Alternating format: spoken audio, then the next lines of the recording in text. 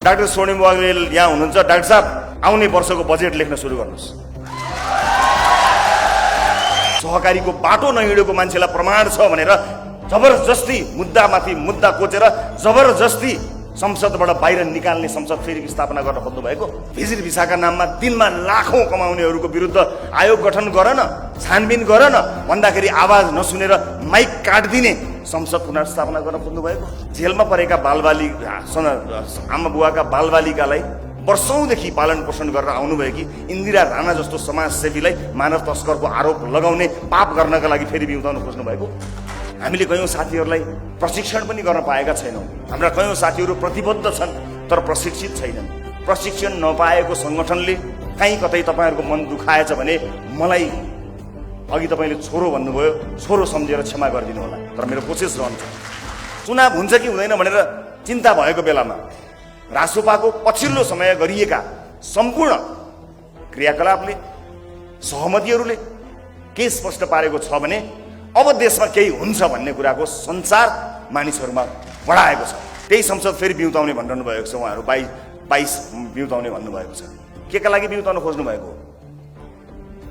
एउटा जेलमा परेका आमा बुवाका बालबालिकालाई वर्षौंदेखि पालन पोषण गरेर आउनुभएकी इन्दिरा राणा जस्तो समाजसेवीलाई मानव तस्करको आरोप लगाउने पाप गर्नका लागि फेरि बिउताउन खोज्नु भएको। सहकारीको बाटो नहिँडेको मान्छेलाई प्रमाण छ भनेर जबरजस्ती मुद्दामाथि मुद्दा कोचेर जबरजस्ती संसदबाट बाहिर निकाल्ने संसद फेरि स्थापना गर्न खोज्नु भएको। विभिन्न देशमा जाने नेपालीहरूबाट असुल उपर गरेर भिजिट भिसाका नाममा दिनमा लाखौं कमाउनेहरूको विरुद्ध आयोग गठन गर न, छानबिन गर न भन्दाखेरि आवाज नसुनेर माइक काटिदिने संसद पुनर्स्थापना गर्न खोज्नु भएको। संसद त आउँछ तर फ्रेश म्यान्डेट लिएर आउँछ, फ्रेश म्यान्डेट लिएर आउँछ, नयाँ साथीहरू सहित आउँछ, मुलुकले काँचुली फेर्छ। उपस्थित साथीहरू, मैले राष्ट्रिय राजनीतिका विषयमा यति कुरा भन्नु नै पर्ने थियो। जहाँसम्म आजको यो समारोहको आजको यो विषय छ, दामोदर सरलाई म धेरै धेरै धन्यवाद दिन चाहन्छु। सुरुवाती दिनदेखि जुन ढङ्गले तपाईँले यसलाई सहजता गर्नको निमित्त अग्रसरता लिनुभयो, साँच्चै नै त्यो एउटा अभिभावकको भूमिका थियो। तपाईँ आफै थारू होइन, तर थारूको अधिकारका लागि तपाईँले जसरी प्रस्ताव राख्नुभयो र यसलाई त्यो घटना होइन, त्यो एउटा विध्वंस हो, त्यहाँ चाहिँ बर्बर यातना दिइएको छ भन्ने कुरा जसरी तपाईँले भन्नुभयो र त्यसलाई आज हामीले लिखित रूपमा प्रतिबद्धताका साथ प्रस्तुत गर्यौं। तपाईँ जस्ता साथीहरू हुने भयो भने यो मुद्दा स्थापित हुनेछ। थारूको हक अधिकारमा तपाईँ जस्ता साथीहरू जोडिँदा अझ बढी स्थापित हुनेछ। लक्ष्मणी लगायतका साथीहरूसँग पनि मेरो निरन्तर भेटघाट भएको छ। रासोपा र हाम्रो बारेमा, पहिचानका बारेमा हामी अनुदार छौँ कि भन्ने कुरा कता कता गरेको पनि सुनिएको छ। हाम्रा दस्तावेजहरू डाक्टर स्वर्णिम बग्रेलले अघि भन्नुभएको छ, त्यहाँ स्पष्ट रूपमा हामीले भनेका छौँ। पहिचानको विषयलाई लिएर कुनै पनि, चाहे अल्पसंख्यक, चाहे थारू, चाहे मुस्लिम, कुनै पनि दलित, उनीहरूको पहिचानको विषयलाई लिएर त्यसलाई राजनीतिको रोटी सेक्ने मुद्दा मात्र बनाउने कुराको मात्र हाम्रो विरोध हो। पहिचानको विरोधमा हामी कहिले पनि छैनौँ। वास्तविक पहिचान भौगोलिक हिसाबले, सांस्कृतिक हिसाबले, धार्मिक हिसाबले जहाँ जहाँ गर्व गर्नुपर्ने ठाउँहरू छ, रासोपाले गर्वका साथ त्यसलाई डकुमेन्टेड गरेको छ। र आज हामीले गरेको सहमति र सम्झौताको अक्षरशः पालना गर्ने जिम्मेवारी तपाईँ हाम्रै हो। र पार्टी सभापतिका रूपमा तपाईँले विश्वास गरेर, आफ्नो भएको रहेको घरबाट विश्वास गरेर हाम्रो घरमा आउनुभएका तपाईँलाई परिवारका रूपमा न्यानो स्वागत गर्ने कुराको म प्रतिबद्धता व्यक्त गर्न चाहन्छु। नयाँ राजनीतिक दल हौँ, पार्टी खुलेदेखि नै विभिन्न आक्रमणमा परेका छौँ। राज्य लाग्यो हामीमाथि, हाम्रो पार्टीको नाममा मुद्दा लाग्यो, चुनाव चिन्हमा मुद्दा लाग्यो, सभापतिमाथि मुद्दा लाग्यो, निरन्तर खेपि नै रहेको छु। यसका बावजुद पनि हामीले हाम्रो यात्रालाई रोकेका छैनौँ। यहाँहरू आएर हाम्रो यो यात्रा अझ बढी समृद्ध हुनेछ, हामीलाई विश्वास छ। यस बीचमा हामीले कयौं साथीहरूलाई प्रशिक्षण पनि गर्न पाएका छैनौँ।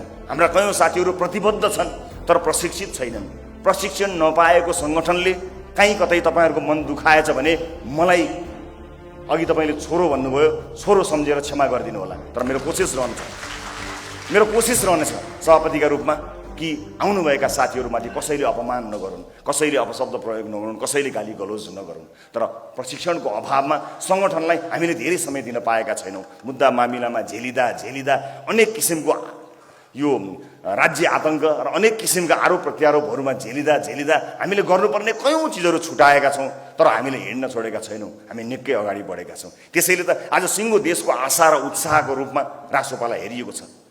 आज देश निराश भएका बेलामा, चुनाव हुन्छ कि हुँदैन भनेर चिन्ता भएको बेलामा रासोपाको पछिल्लो समय गरिएका सम्पूर्ण क्रियाकलापले, सहमतिहरूले के स्पष्ट पारेको छ भने अब देशमा केही हुन्छ भन्ने कुराको सञ्चार मानिसहरूमा बढाएको छ। त्यो आशा आजका लागि महत्त्वपूर्ण कुरा हो र यसैमा टेकेर तपाईहरू हामी सबै साथ मिलेर हामी यसलाई गन्तव्यसम्म पुर्याउनेछौँ र अन्य विभिन्न नयाँ र होनहार साथीहरूलाई जोड्ने क्रम निरन्तर अगाडि बढाएका छौँ। सँगै जोडिँदा दुईटा खोला पनि मिसिँदाखेरि दोभानमा अलिकति 1-2 किलोमिटरसम्म त त्यो पानीको दुईटा अलग अलग सङ्लो र धमिलो पानीहरू पनि देखिन्छ। तर अलिकति नआत्तिनु होला, अलिकति धैर्य गर्नु होला, थोरै बग्न दिनुहोस् त। हामी सङ्लो हुन्छौँ, एउटै देखिन्छौँ, सँगै अगाडि बढ्छौँ। र विभिन्न समयमा हामीले आशा गर्दै, विभिन्न ठाउँ हुँदै, विभिन्न पार्टी हुँदै, विभिन्न अभियान हुँदै हामी यहाँसम्म आयौँ। हामी अब यहाँबाट अर्को घर जान चाहँदैनौँ भन्नुभएको तपाईँको यो अभिव्यक्तिलाई रासोपाले गम्भीरतापूर्वक लिएको छ र हामीलाई विश्वास छ तपाईँ हाम्रो साथ, हामी सँगै मिलेर यसैलाई नै एउटा अन्तिम गन्तव्य मिलाउँछौँ। किनकि यतिखेर इतिहासले मागेको कुरा र हामीले खोजेको कुरा, वर्षौँदेखि तपाईँहरूले लड्नुभएको कुरालाई उपलब्धिमा हासिल गर्ने समयमा हामी आइपुगेका छौँ। इतिहासको अत्यन्तै महत्त्वपूर्ण कालखण्डमा हामी आइपुगेको हुनाले मलाई लाग्दछ यो तपाईँको मात्र होइन, राजनीतिक रूपमा हाम्रो पनि गन्तव्य हो। हाम्रो पनि यही हो गन्तव्य। हामी पनि अर्को मौकाको खोजी गरिरहेका छैनौँ। उपस्थित साथीहरू, राजनीतिक रूपमा परिचय बनाएका मान्छे मात्र होइन, रासोपासँग समाजका विभिन्न तह र तबकाका साथीहरू जोडिनु भएको छ। पछिल्लो समय हामीले सहमति गरेका साथीहरूबाट पनि समाजका विभिन्न तह र तबकाबाट जोड दिएका साथीहरू जोडिएका छन् र कतिपयले यसलाई पनि कटाक्षको विषय बनाएका छन्। चाहे विभिन्न दल हुँदै रासोपामा आएकाहरूलाई कटाक्ष गर्ने कुरा होस् या नयाँ राजनीतिक गैर राजनीतिक मानिसहरू पनि राजनीतिमा आएको विषयलाई कटाक्ष गरेको कुरा होस्, म ती सबैलाई एकमुष्ट रूपमा के भन्न चाहन्छु भने मुलुकमा जब सङ्कट पर्छ, मुलुक जब राजनीतिक रूपमा अप्ठ्यारो परिस्थितिमा आउँछ, राजनीति गर्नेहरूले सही राजनीति जब गर्दैनन् त्यतिखेर देशका हर पेसाकर्मीले हस्तक्षेप गर्नुपर्ने हुन्छ। यो हस्तक्षेप गर्ने बेला हो, सबले हस्तक्षेप गरेका हुन्। यो तपाईँको हाम्रो आजको यो बृहत यो एकता, यो समायोजन, यो हस्तक्षेप हो। यो हस्तक्षेपले परिणाम दिन्छ। कविहरू आए, कलाकारहरू आए, मोडलहरू आए, खेलाडीहरू आए भनेर चिन्ता लिनुभएको छ कि कवि, कलाकार, मोडलहरूलाई कविलाई कविता लेख्न छोड्नु भएर तपाईँले कलाकारलाई कलाकारिता मात्र गरेर खाने बस्न दिनु भएर तपाईँहरूले दिनु भएन।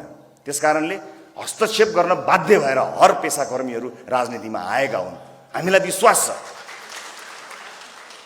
ती सबै साथीहरूको साथले, यो एकताले र यो एकबद्धताले हामी मुलुकलाई परिणाममा लिएर जानेछौँ। अब कुनै पनि किसिमका षड्यन्त्रको राजनीति नहोस्। मैले पार्टीको एकताहरूको धेरै समाचारहरू पढेको छु, देखेको छु, हेरेको छु। एकताको दिनमा अनुहारमा देखिएका हाँसोहरूको पनि मलाई अन्दाज छ। त्यो एकताहरू भाँडिएका, भड्किएका र निराश भएका अनुहारहरूको पनि तस्बिर मेरो आँखामा झल्झली छ। आज यो मिलनको बेलामा, यो खुसियालीको बेलामा, यो सङ्गमको बेलामा मैले अन्य कुरा गर्नु त हुँदैन, तर तपाईँ हाम्रो प्रतिबद्धताको आधारमा नै तपाईँ हाम्रो मित्रताको आयु निर्धारण गरेको हुन्छ। यो हामीले नै प्रमाणित गर्नुपर्नेछ, अरू कसैले प्रमाणित गर्नेवाला छैन। देशको र इतिहासको यो आवश्यकतालाई हेरेर हामीले के गर्नुपर्छ, कसरी अगाडि बढ्नुपर्छ भन्ने कुरा हामीले तय गर्ने हो। राजनीतिक दलका रूपमा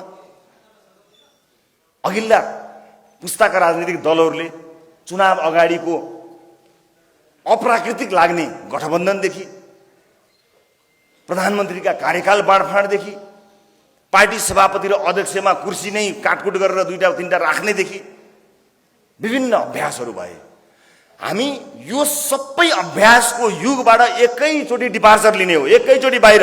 एउटा पार्टी, एउटा झन्डा, एउटा चुनाव चिन्ह, एउटा प्रधानमन्त्री, एउटा अध्यक्ष, एउटा सभापति, बस एकैपटक। अब हामी धेरै यो टालटुले राजनीतिको बाटोबाट जान सक्दैनौँ। त्यसकारणले हामीले सम्मानजनक मध्यम आय भएको देशमा पुर्याउँछौँ 10 वर्षभित्र भनेर हामीले यसै भनेका होइनौँ।